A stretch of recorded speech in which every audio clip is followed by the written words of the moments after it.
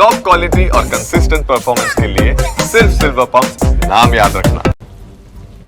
અમદાવાદમાં થોડા વરસાદે જ એએમસીની પોલ ખોલી દીધી છે। એએમસીના સત્તાધીશોના દાવા પોકળ સાબિત થયા। વરસાદ બંધ થયાના 6 કલાક બાદ પણ જળબંબાકારની સ્થિતિ।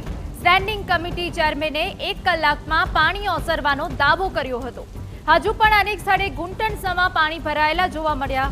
ઓઢવ રોડ પર 6 કલાક બાદ પણ હજુ સુધી પાણી ઓસર્યા જ નથી।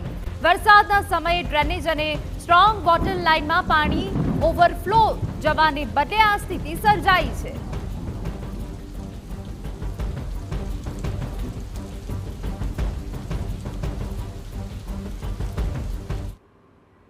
તો અમારા સંવાદદાતા જિગ્નેશ પટેલ વધુ વિગતે વાત કરવા જોડાયા છે। જિગ્નેશ, આ તો કઈ સત્તાવાર ચોમાસું નથી, પરંતુ મેગા સિટીના હાલ થોડા જ વરસાદમાં બેહાલ થઈ ગયા છે।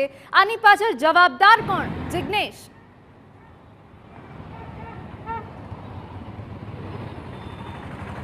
હિના, જે રીતે વરસાદ વરસ્યો છે, વરસાદની આગાહી હતી, તેમ છતાં પણ અમદાવાદના રસ્તાઓ પર કચરાનો નિકાલ યોગ્ય રીતે કરવામાં આવ્યો નથી, જેના કારણે આ જ કચરો જે તે ડ્રેનેજ અને સ્ટ્રોંગ વોટર લાઇન સુધી પહોંચી જાય છે અને લાઈનો બ્લોક કરી દે છે। સૌ પ્રથમ તો દ્રશ્યો બતાવીશું કે આખરે જે ઓઢવ વિસ્તાર છે તે ઓઢવ વિસ્તારમાં 6 કલાક વરસાદ બંધ થયાના 6 કલાક વીતી ચૂક્યા છે, પરંતુ તેમ છતાં ઘૂંટણસમાં પાણી જોવા મળી રહ્યા છે। કોઈ પણ પ્રકારે 2 વ્હીલર અહીંથી પસાર થઈ શકતું નથી, 4 વ્હીલર પણ ઘણી મુશ્કેલીથી અહીંથી પસાર થતા જોવા મળી રહ્યા છે।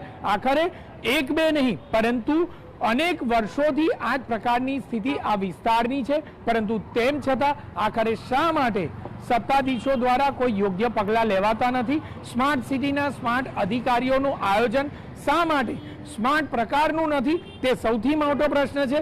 જોવા મળશે કે આખરે 1-2 નહીં, પરંતુ સંખ્યાબંધ ડ્રેનેજ અને સ્ટ્રોંગ વોટર લાઇનના ઢાંકણા ખોલી દેવાયા છે, પરંતુ તેમ છતાં પાણી ઓસરવાનું નામ નથી લેતું। તો આખરે જે લેવલિંગ હોવું જોઈએ તે લેવલિંગ છે નહીં, તે બાબત સ્પષ્ટ થઈ રહી છે।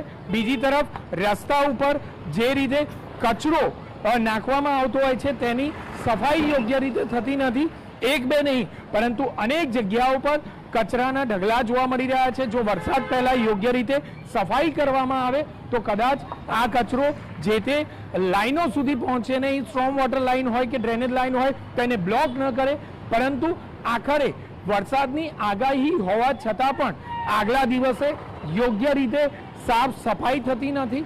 જો યોગ્ય રીતે સફાઈ કરવામાં આવે તો કેટલેક અંશે આ જ વરસાદી પાણી જે ઓસરવાની સમયગાળો છે તે કેટલેક અંશે ઝડપથી પાણી ઓસરે તે બાબત હકીકત છે, પરંતુ આખરે સત્તાધીશો માત્ર ને માત્ર દાવા કરે છે કે વરસાદ બંધ થયાના 1 કલાકની અંદર જ પાણી ઓસરી જશે, પરંતુ આ દાવા પોકળ છે। તેનો જીવતો જાગતો આ પુરાવો છે કે આખરે 6 કલાક વરસાદ બંધ થયાના વીતી ચૂક્યા હોવા છતાં પણ પાણી ઓસરતા નથી, તે બાબત હકીકત છે। અને આ હકીકત સત્તાધીશોએ સ્વીકારવી જોઈએ, ન માત્ર ઓઢવ પરંતુ આ જ પ્રકારના અનેક વિસ્તારો અમદાવાદમાં છે કે જે જો પશ્ચિમ વિસ્તારની વાત કરવામાં આવે તો વરસાદના સમયમાં સીમા હોલની આજુબાજુનો આનંદનગર વિસ્તાર હોય કે પછી પૂર્વમાં વાત કરાય તો સરસપુર, ઓઢવ, વસ્ત્રાલ સહિતના અનેક વિસ્તારો છે કે જે વર્ષોથી આ પ્રકારના પાણી ભરાય છે, પરંતુ તંત્રના પેટનું પાણી